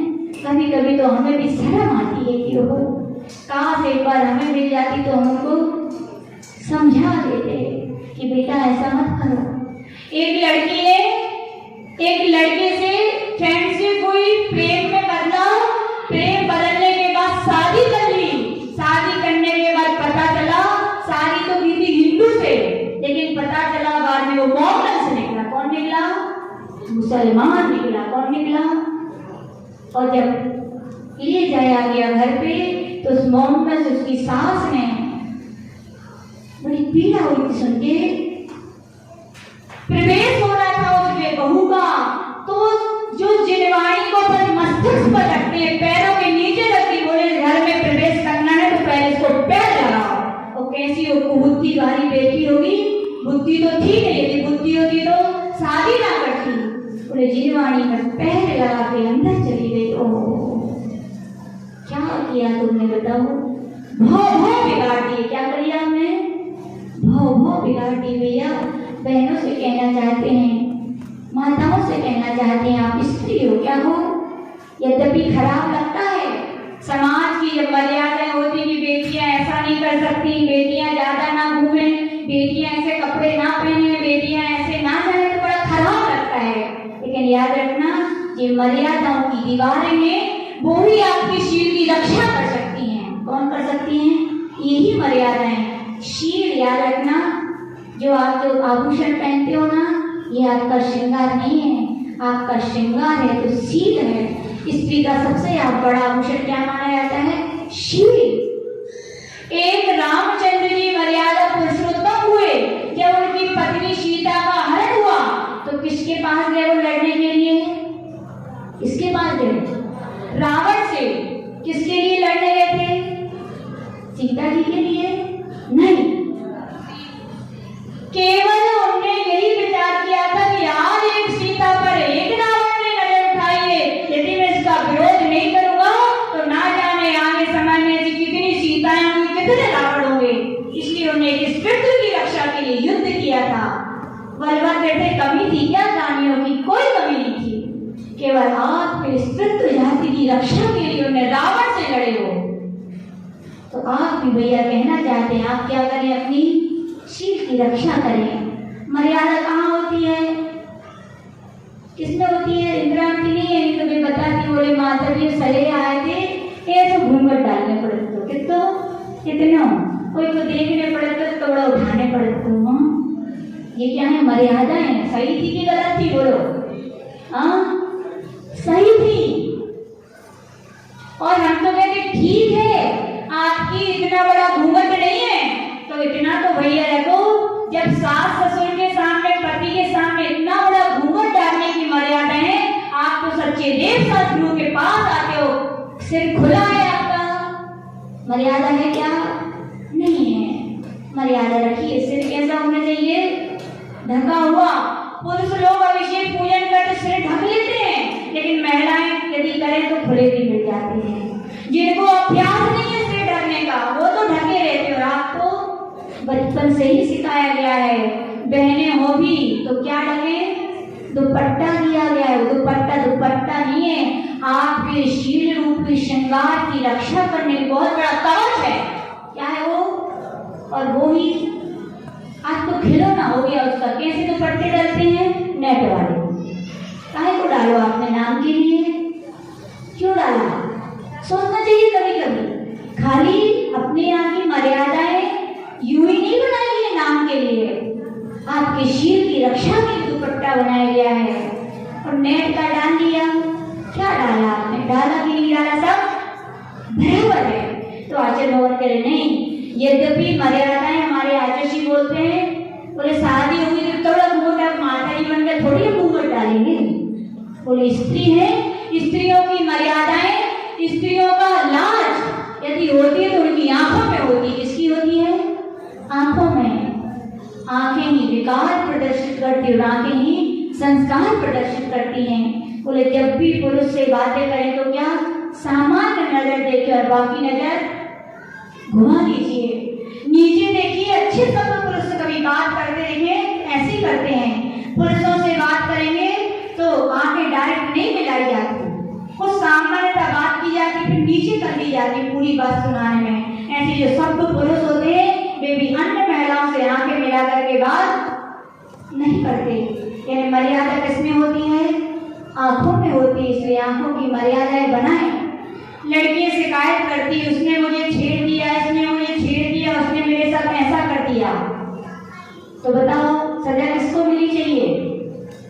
किसको मिलनी चाहिए? हाँ लड़कों को है ना सोनाली। याद रखना बहनें बेटियां यदि सील की मूर्ति है, मर्यादा की मूर्ति है, तो किसी संसार की किसी लड़के में ताकत नहीं कि आपको छेड़ सके हो। आप बार बार देखते हो, आप बार बार मुस्कुराते हो, आप बार बार तिरछी नजरें करते हो, आप ऐसे कपड़े देखते हो, पुरुष तो पुरुष है और ये सब अनादिकाल के खराब संस्कार हैं। जब देखते हैं तो वासनाएं भड़कती है, वासनाएं भड़कती है, काबू में नहीं आती, तो छेड़ाछाड़ी करते हैं। जिम्मेदार कौन? बोलो, कौन जिम्मेदार? हाँ, आप इतनी सादगी से रहिए, आप इतनी मर्यादा से रहिए, सभ्यता से रहिए कि आप कोई गलत नजर उठाए ना। और पुरुषों से भी कहना चाहती हूँ, इतनी क्या करेंगी आप, मर्यादा से बाहर मत जाइए कि हर स्त्री को गलत नजरों से देखें।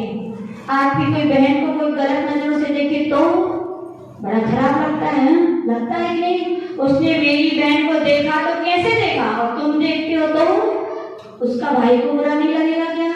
हाँ, तुम्हारी बहन है तो वो भी किसी की बहन है कि नहीं है? अपनी नजरों पर, अपने विकारों पर क्या करें? कंट्रोल करें। क्या करें? कंट्रोल करें। तो आज का दिन यही कहता है कि हर पिता अपने बच्चों को पालते हैं, बेटी को भी पालते हैं और बेटी को भी पालते हैं। पसंद करने की जरूरत है क्या? मम्मी पहले हमें फोटो दिखा देना और आप धो के बनाते रह जाइए। आजकल मोबाइल का जमाना है, ये कल्लू चंद बना दो, भूरे चंद तुमने देख के पसंद आ गई तो नहीं, केवल रूप को देखकर शादी मत कर लेना। आपसे भी कह रहे, आप भी हमें दिखा रही हो पहले, और कौन कल्लू रानी और देखे भूरी रानी, ये धोखे में मत रहना। याद रखना, विश्वास रखना।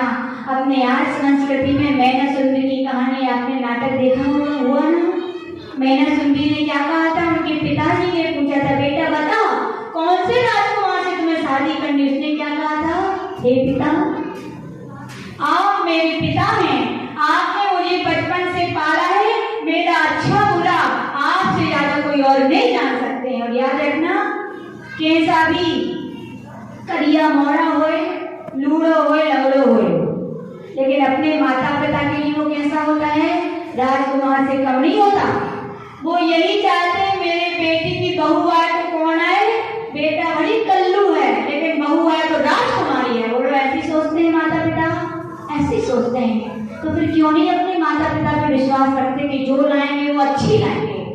हर बेटी के माता पिता यही तो सोचते हैं, बेटी भली कैसी होए, करिया होए, छोटी होए, लूड़ी हो, लंगड़ी हो, लेकिन माता पिता के लिए कैसी होती है?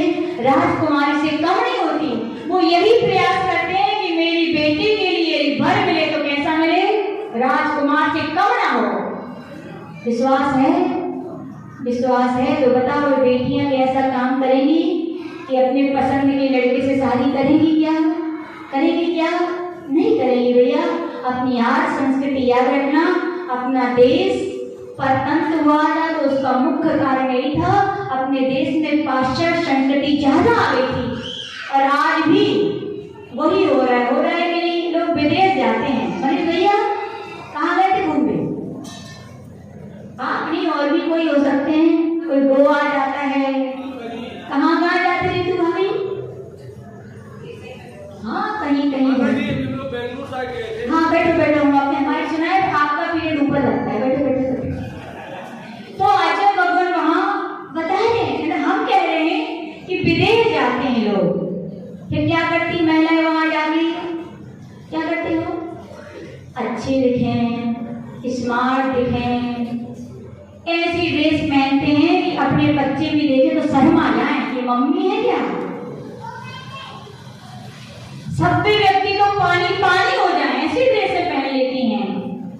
और मालूम हम लोग झांसी में थे, वहाँ की एक आंटी सुना रही थी भाई, बोले बूढ़ी औरतें में शॉर्ट चले गए, बोले फिर पहनी थी, बोले काहे पहना? तो बोली फोटो खिंचवाने के। किसके लिए?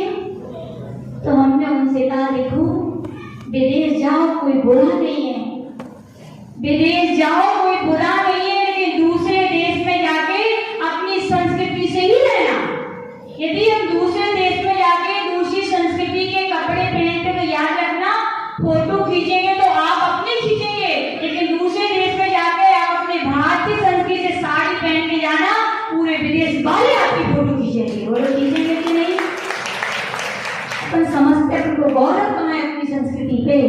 बताओ है कि नहीं। झांसी में एक आंटी सुनाई थी, उनकी अनुभव है ये। बोले माता जी सबने तो बूढ़ी बूढ़ी ने शॉर्ट पहने, बोले सब अपनी फोटो खिंचवा रही थी, बोले हम तो अपनी साड़ी पहने थे और उल्टे पल्ले की नहीं, अपनी बुंदेलखंड की रीति कौन से पल्ले की है, सीधे पल्ले की। ये तो चलाएगा तो महाराष्ट्रियन रिवाज है उल्टो पल्लो। बोले हम तो वैसे उल्टा पहनते थे, लेकिन जब हमने विदेश में गए तो हमने तो कैसी पहनी बढ़िया, सीधे पल्ले की। बोले कैमरा हमें तो दिख ही नहीं रहे थे, सामने क्या हमें कैमरे वाले थे, कौन थे वे, अपनी खिंचवा रहे थे, दुनिया मेरी फोटो खींच रही थी। क्यों? बोले मैंने अपनी संस्कृति की क्या की, शान बान रखी, तो मेरी भी शान बान क्या है, बड़ी। याद रखना भैया, स्त्रियों की मर्यादाएं उनके कपड़ों में, उनकी आंखों में है, उनको आप बरकरार रखें तो याद रखना आपका भी क्या रहेगा, शील। स्त्री पर्याय का छूटने का सबसे बड़ा यही तरीका है, या तो माता जी बने, और माता जी नहीं बनती तो शादी तो होगी, क्या होगी, फिक्स है। ऐसा भी नहीं हो सकता कि माता जी भी ना बने और शादी भी ना करवाएं, तो ना घर के ना नहीं, एक घाट से तो बनना ही पड़ता है। यहाँ पे कहा गया एक घाट से बनू, यदि गृहस्थ अवस्था में है तो अपने शील की रक्षा करने वाली भी बिना आलिका बने भी स्त्री पर्याय का छेद करके पुरुष बन के दीक्षा लेके मोक्ष प्राप्त कर सकती हैं। तो क्या करें, अपनी शील की मर्यादाएं रखें। स्त्रियों का श्रृंगार क्या होता है, हाँ नहीं, स्त्रियों का श्रृंगार होता है उनके श्रीमान जी। कौन होते हैं? श्रृंगार क्यों किया जाता है? पहले श्रृंगार किया जाता था तो पति के लिए, किसके लिए, और अब देखो पति घर में आए तो वो गाउन से पहने रहती हैं। भारतीय संस्कृति है या क्रिश्चियन सभ्यता है? कौन सी सभ्यता है? कंफर्टेबल लगता है, ओहो बड़ो कंफर्टेबल लगता है भैया। आपने आज संस्कृति है, संस्कृति को अपनाए लोगे, दुनिया आपको पूजेगी। किसको पूजेगी? आपको पूजेगी, और आपको नहीं, आपकी संस्कृति की पूजा होगी। इसकी पूजा होगी संस्कृति की। पति श्रृंगार है, और श्रृंगार उनके लिए कीजिए। घर में तो गाउन पहन के, बाल खोल के, बिंदी भी नहीं, बिछिया भी नहीं, चूड़िया भी नहीं, पायल भी नहीं, कुछ नहीं। जो पति घर में बैठे हैं सामने, उनके लिए कुछ नहीं, और बाहर जाते हैं तो पूरा श्रृंगार हो जाता है। ओहो, ध्यान रखना, दुनिया के लिए श्रृंगार नहीं दिया गया। किसके लिए श्रृंगार दिया गया है? पति के लिए। पति के सामने आप श्रृंगार कीजिए, बाकी पुरुषों के सामने आप साधी भी कर रहिए, तो आपकी शील की रक्षा है।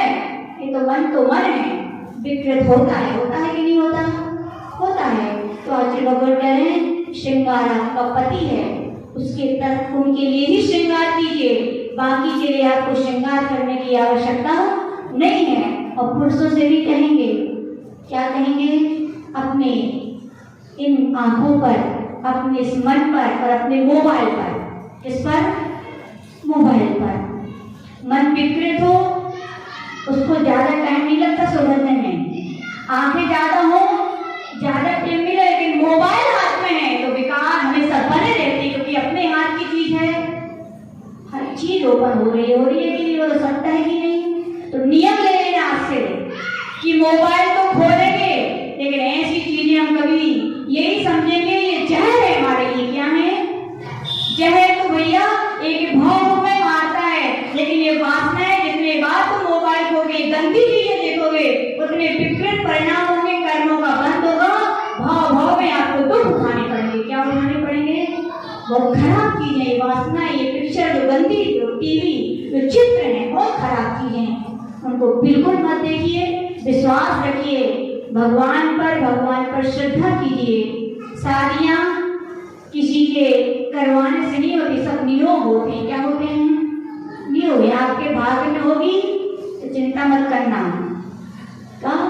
चिंता न करिए, मिलेगी। नहीं होगी तो भी चिंता मत करना। आदर्शी तो बैठे हैं हमने भरी क्या है, लेकिन धर्म की अपनी मर्यादा को पर बनाए रखें। तो ब्रह्मचर्य यही कहता है, जहाँ पर शील है वहाँ पर व्रत है, जहाँ व्रत है वहाँ धर्म है, और जहाँ धर्म है वहाँ आत्मा का आचरण है, और जहाँ आत्मा का आचरण है वही 10 धर्मों का सार उत्तम ब्रह्म चल घर में इसी भावना के साथ देवली पर पूज गणाचार्य गुरुदेव श्री व्यास सागर जी महामुनि राजी की